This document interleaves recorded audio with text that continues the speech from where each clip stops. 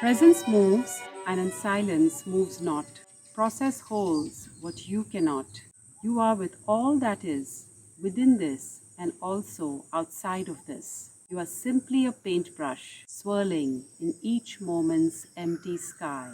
Hi, I'm Gopika Dahanukar, and I am the director of the Swahansa Expressive Arts India Institute in cooperation with EGS, and I will be joining EGS Summer School as a visiting fellow and teaching assistant. I will be in the core group of the Eastern Hemisphere and in the poetry discourse class with Margot Fuchs-Knill. In Margot's words, poetry is an act of celebrating beauty in art and in the natural world.